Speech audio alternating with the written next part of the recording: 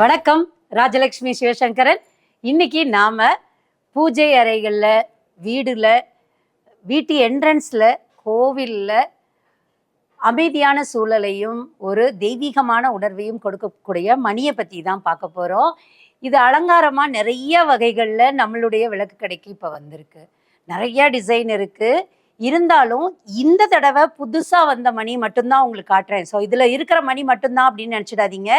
நிறைய வெரைட்டி இருக்கு, நிறைய சைஸஸ் இருக்கு. ஆனா இந்த தடவை, அதாவது இந்த வாரத்துல வந்த புது பெல் மட்டும் இந்த பதிவுல பார்க்க போறோம்.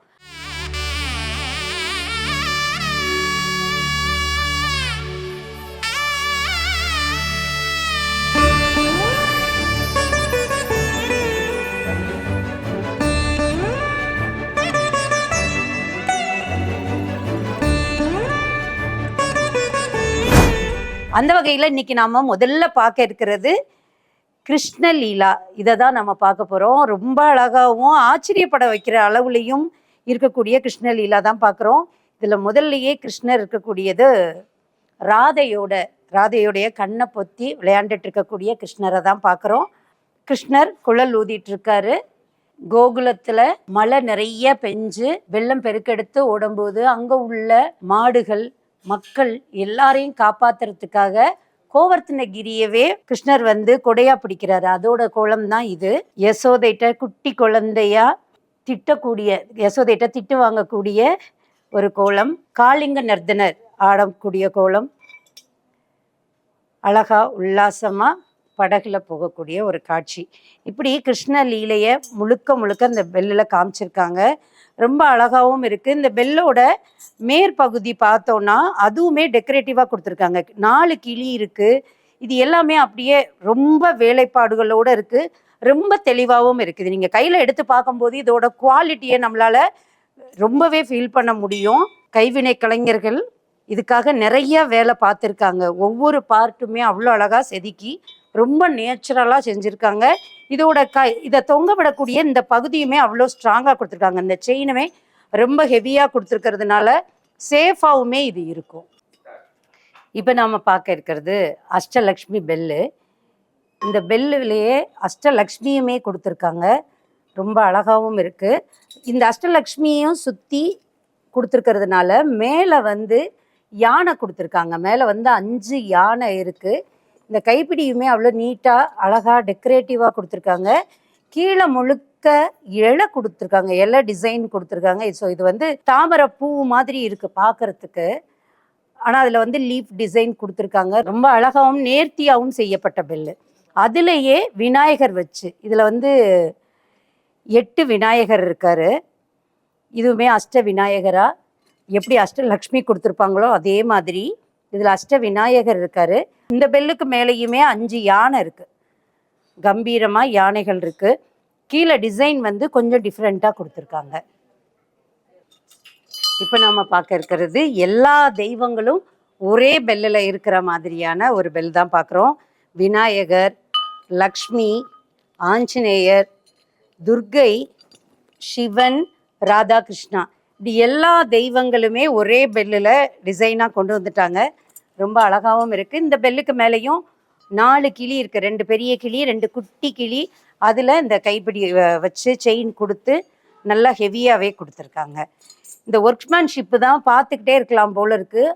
ஏன்னா இதில் ஒவ்வொன்றுமே அவ்வளோ டீட்டெயிலாக கொடுத்துருக்காங்க. அழிஞ்சோ அல்லது தெளிவாக இருக்குது. அந்த ஒர்க்கு பார்த்திங்கன்னா ஆழமாக தெளிவாக கொடுத்துருக்காங்க.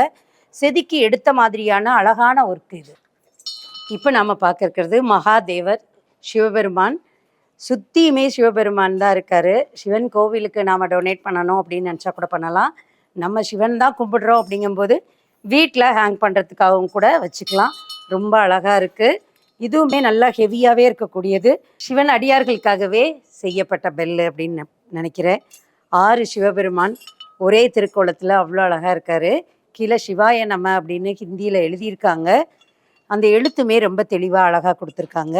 சிவபெருமான் கோலமுமே அவ்வளோ அழகாக இருக்குது. ஒவ்வொரு மண்டபத்துக்குள்ளே உட்காந்துருக்கிற மாதிரி இருக்குது.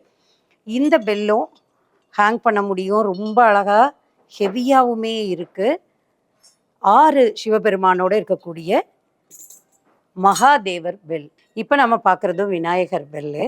இதுவுமே வந்து அஷ்ட விநாயகரா 8 விநாயகரா தான் இருக்காங்க. ரொம்ப அழகா இருக்கு. ஒவ்வொரு விநாயகருக்கு கீழேயுமே வந்து தாமரை பூ இருக்கு. அது இன்னுமே அழகா இருக்கு. இந்த வழக்கம் போல இந்த கைப்பிடியுமே மேல இருக்கக்கூடிய இந்த பாகம் எல்லாமே அப்படியே கோவில் கோபுரம் மாதிரி குடுத்துருக்கிறதுனால ரொம்ப அழகா இருக்கு. மேல இருக்கக்கூடிய கிளியுமே இந்த பெல்லுக்கு ஏத்தாப்புல சின்ன சைஸா குடுத்துருக்காங்க. நம்ம ஆல்ரெடி பார்த்த அந்த மணி வந்து கொஞ்சம் பெருசு. இத விட பெருசு. இப்ப நம்ம பார்த்துட்டு இருக்கிறது கிட்டத்தட்ட ஒரு 6 இன்ச் உயரத்துல இருக்கக்கூடிய மணி.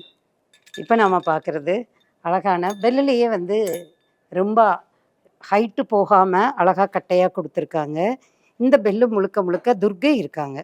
துர்க்கை அம்மன் சிங்கம் மேல அமர்ந்திருக்கக்கூடிய கோலம். மா துர்க்கையா, மகா துர்க்கையா 8 கரங்களோட இருக்கக்கூடிய துர்க்கை அம்பாள். இந்த பெல்லு முழுக்கவே அம்பாள் இருக்காங்க. இதெல்லாம் சின்ன சைஸ்ல இருக்கக்கூடிய டெக்கரேட்டிவ் பெல்லு.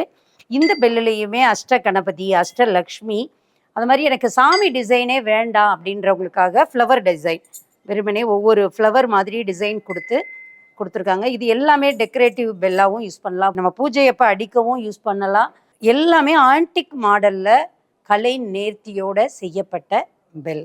இன்னைக்கு நாம பார்த்த இந்த பெல் எல்லாமே வந்து நீங்க இந்த ரீல்ஸ்ல ஒரு பெல்லு காமிச்சதையே நிறைய பேர் என்கொயரி பண்ணீங்க. அப்பதான் தோணுச்சு இது வந்து நம்ம எல்லா பெல்லையும் காமிக்கலாம் இந்த தடவை வந்ததை அப்படின்றதுக்காக தான் இந்த பதிவையே நாங்கள் பண்ணினோம். இந்த பதிவு உங்களுக்கு பிடிச்சிருக்கு, இந்த ப்ராடக்ட் உங்களுக்கு பிடிச்சிருக்கு அப்படின்னாலும் நம்மளுடைய விளக்கடைக்கு நீங்கள் தொடர்பு கொள்ளலாம். இது நம்மளுடைய விளக்கடையோட வெப்சைட்லேயுமே இருக்கும். நீங்கள் ஈஸியாக பர்ச்சேஸ் பண்ண முடியும். மீண்டும் இதை மாதிரி நல்ல நல்ல ப்ராடக்ட்ஸ் பார்க்கவும் நல்ல தகவல்கள் தெரிஞ்சுக்கவும் நம்மளுடைய விளக்கு கடையோட இணைந்திருங்க. நன்றி, வணக்கம்.